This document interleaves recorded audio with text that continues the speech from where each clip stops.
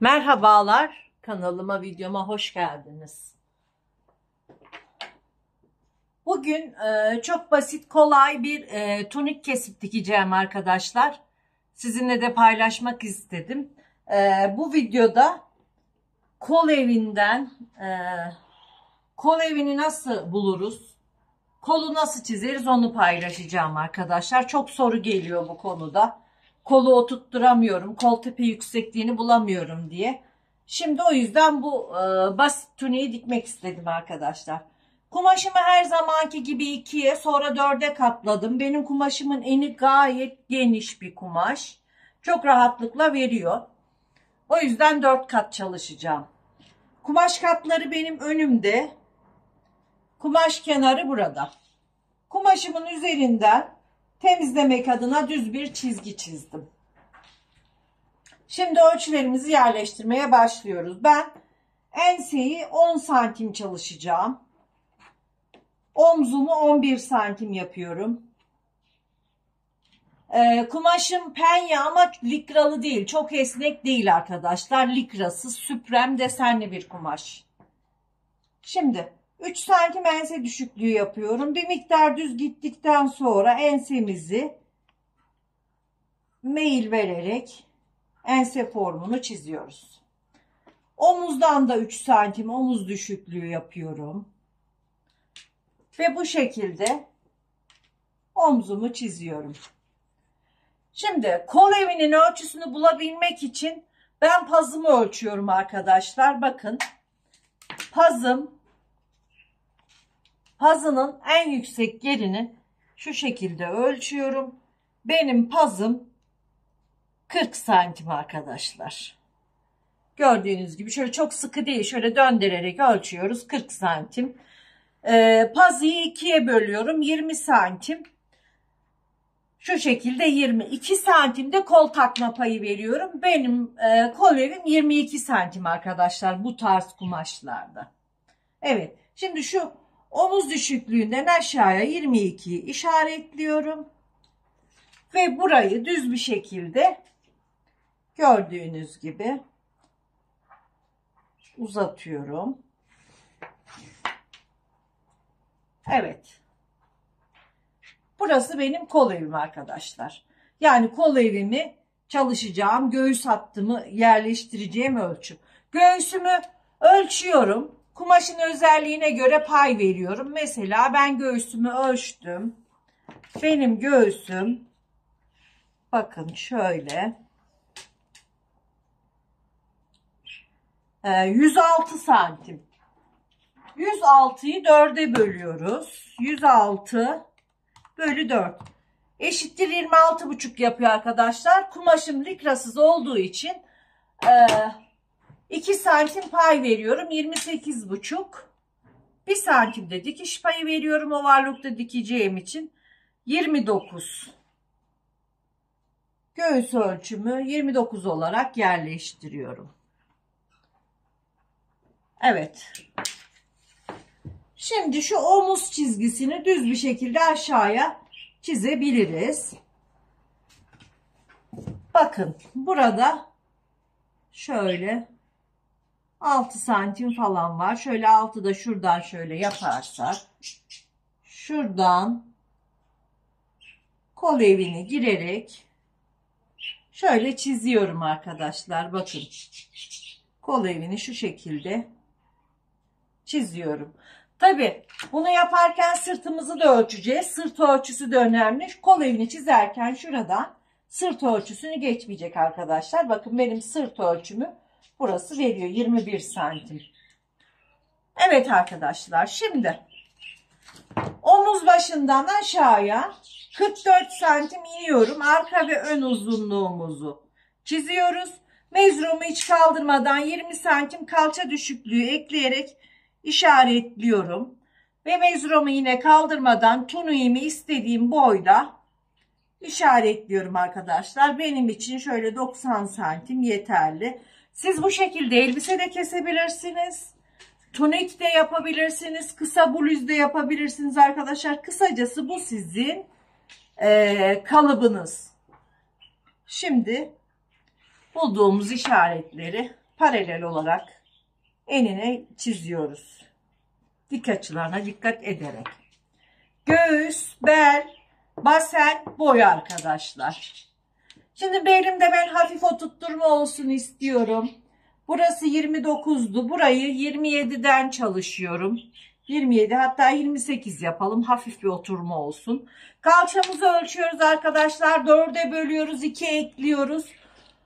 31 santim benim kalçam, böldüm. 2'ye böldüm. Ekledim 31 santim şu şekilde. Şimdi Riga cetveliyle az kavisli olan yeriyle kol eviyle belimi birleştiriyorum. Bu şekilde. Sonra çeviriyorum cetvelimi. Şu şekilde. Burada köşe oluşturmadan, bakın köşe oluşursa buraları dolduruyoruz. Çiziyoruz. Etek ucunu da rigamın geldiği üzere şöyle çok kavis vermeden çiziyorum arkadaşlar. Bakın bedenimiz çıktı. Arka ve ön ikisi birlikte çıktı arkadaşlar. Şimdi kesiyorum. Hemen şöyle enseye 1 santim dikiş payı veriyorum. Omzuma 1 santim dikiş payı veriyorum. Çünkü buralara pay kullanmadık. Kol evime de 1 santim ovarlıkta dikeceğim için pay veriyorum. Yana pay vermeden sabunun hemen yanından kesiyorum. Etek ucunu keserken biraz daha açmak istedim. Ve etek ucumuzun sivrilik yapmaması adına şuradan 1 santim, 1,5 santim yukarı çıkarak Riga cetvelimle şöyle bir düzeltme yapıyorum. Şöyle bir düzeltme yaptım.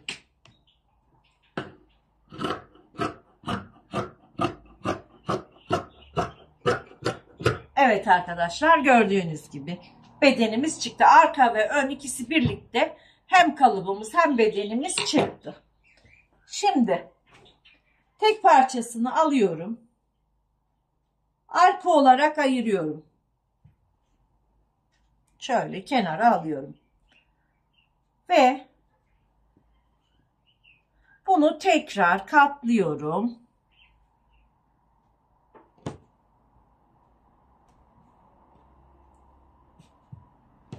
Önde olması gereken değişiklikleri yapacağız arkadaşlar.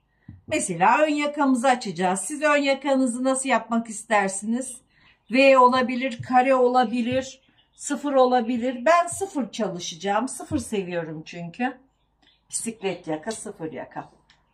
Şimdi 3 santim düşmüştük. Şöyle 11 santimden açıyorum. Bir miktar düz gittikten sonra şöyle yaka kavisini veriyorum. Evet. Pratik bir şekilde yaka kavisimizi verdik ve kesiyoruz.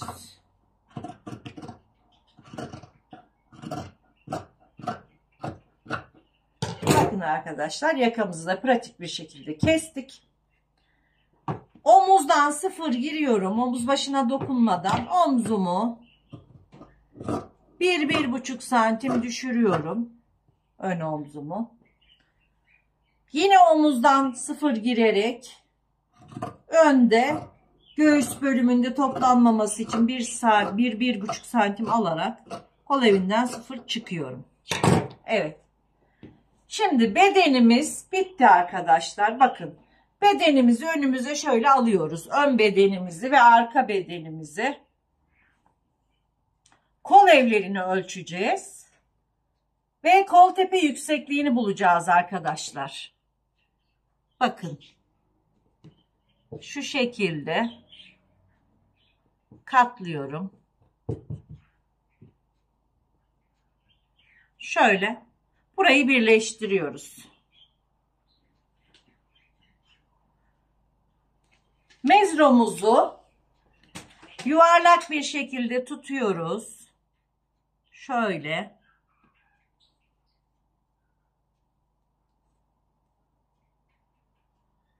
Ölçüyoruz arkadaşlar. Ve benim kol evi çevrem, ön ve arka kol evi çevrem 53 santim geldi. Şimdi 53 santimi 3'e böleceğiz arkadaşlar. Ön ve arkayı kenara alıyorum. 53 bölü 3 yapıyoruz. Eşittir 17,6 yapıyor. 1,5 santim çıkma değeri düşeriz bundan. İsterseniz düşmeyebiliriz de. 17 de kullan. 16,6. Ben bunu 17 olarak kullanacağım. Yuvarlıyoruz. Evet, şimdi kol boyumuzu ölçüyoruz. Pazımızı ölçüyoruz. Ve kolumuzu çiziyoruz arkadaşlar. Kesiyoruz. Benim kolum, pazum 22 santim. Ben pazum geniş ve rahat seviyorum. 22 santimden çalışacağım. Kumaşımı 4 kat yapıyorum. Pazımı verecek şekilde. Şöyle. Evet, pazımı gayet rahat veriyor. Kumaşımızı güzelce 4 kat katlıyoruz. Kol boyunu 65 santim yapacağım. Kol boyunu biraz uzun seviyorum. Uzun yapacağım. Kumaşımızı katlarken şöyle içine dikkat ediyoruz.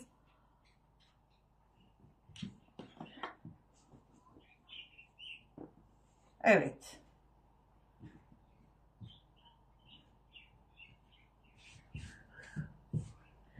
Kolunuzu da düz yapabilirsiniz, lastikli yapabilirsiniz. Ben bu sefer düz yapacağım, lastikli yapmayacağım.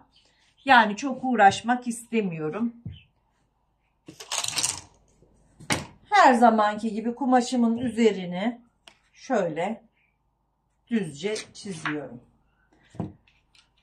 Kol boyumu işaretliyorum. 65 santimden kol boyunu işaretliyorum.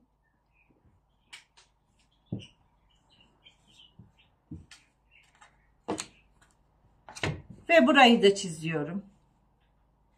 Kol boyumuzu çiziyoruz. 17 santim kol tepe yüksekliğini işaretliyorum arkadaşlar. Burayı da işaretledim. Buraya 22 santim pazumu yerleştiriyorum. Şuradan 1-2 santim içeri giriyorum. Ve burayı düz bir şekilde şöyle çiziyorum arkadaşlar. Bakın kolu kolay kesmenin yolu. Ve burayı ölçüyorum. 26 santim. 26'yı 4'e bölüyoruz. 26. Önce 2'ye bölelim. 13. Sonra bir daha bölelim. Ve 6,5. Şimdi bu işaretleri atıyorum.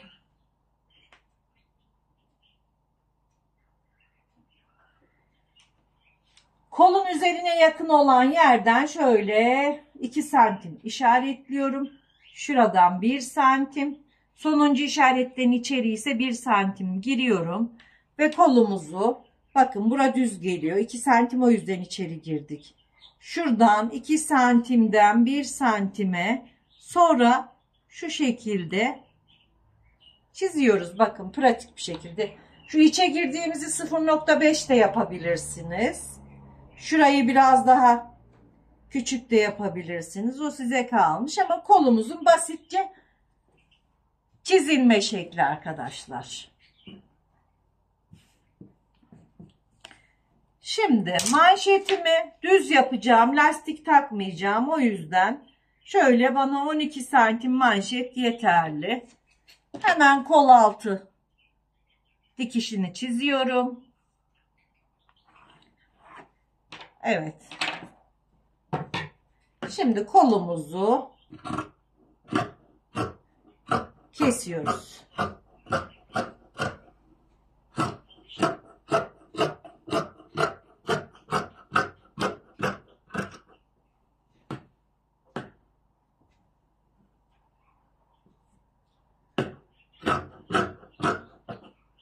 Evet, gördüğünüz gibi kolumuz çıktı arkadaşlar. Şimdi ortaya bir çıt atıyoruz. Kolumuzu açıyoruz. Kolumuzda belde olması gereken oyuntuyu veriyoruz şöyle. Buraya da bir çıt atıyoruz. Burası ön kolumuz. Evet arkadaşlar, kesimimiz bu kadar. Şimdi makine başında hep birlikte dikelim arkadaşlar.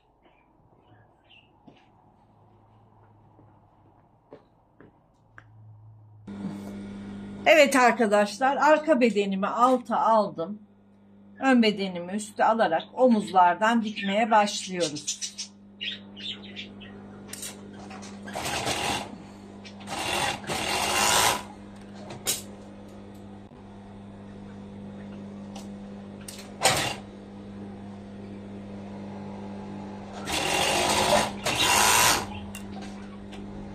Omuzları diktik. Şimdi böyle açıyorum. Ön beden yukarı gelecek şekilde kol evini makinenin altına veriyorum. Ve kol takacağız. Kolumuzun önüne çıt atmıştık. Ön kolumuza. Şimdi bunu alıyoruz. Ön kolumuzu bu şekilde dikiyoruz.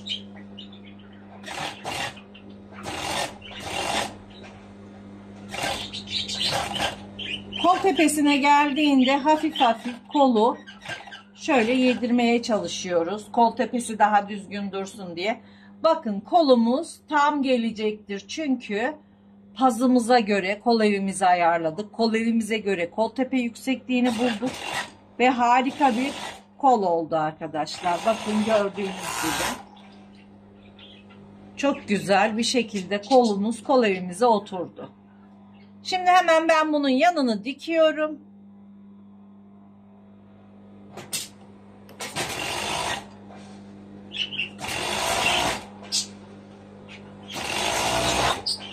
Yanını kapatıyorum.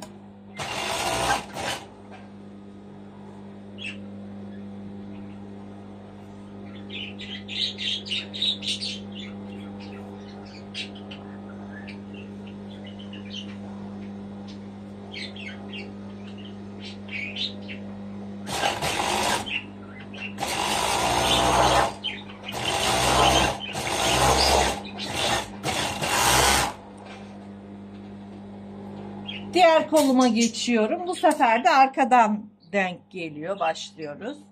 Evet, şöyle kolumuzu alıyoruz. Bakın kol evi ve kol uyumu harika. Buraya geldiğinde hafif şöyle kolumuzu formunu vererek veriyoruz makinenin altına. Evet. Gördüğünüz gibi kol evini yapamayanlar, kol kesemeyenler bu şekilde yaparsa çok rahat ve kolay bir şekilde kesip dikebilirler arkadaşlar.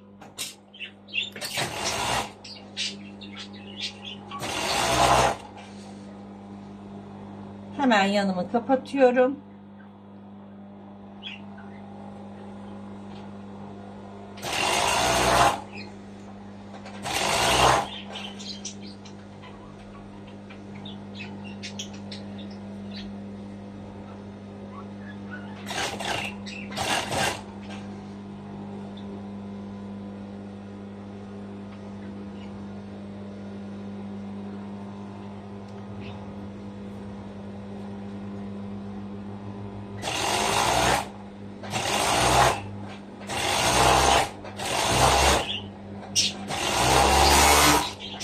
Evet arkadaşlar, gördüğünüz gibi çok güzel kollarımızı taktık. Ben şimdi videom uzun sürmesin diye yakamı ölçeceğim. Yakamı takacağım bu şekilde. Kol ucunu, etek ucunu yapıp bitmiş haliyle paylaşacağım arkadaşlar. Evet arkadaşlar, tuniğimi bitirdim. Mankenime giydirdim. Gördüğünüz gibi harika bir tunik oldu. Bakın arkadaşlar, kolumuzun duruşu, kol evimizin duruşu. Bu videoda size kol evi nasıl bulunur, kol tepe yüksekliği nasıl bulunur onu anlatmaya çalıştım arkadaşlar. Abonelikler ücretsizdir. Beğeni ve yorumlarınızı bekliyorum. Hoşça kalın, sağlıkla kalın.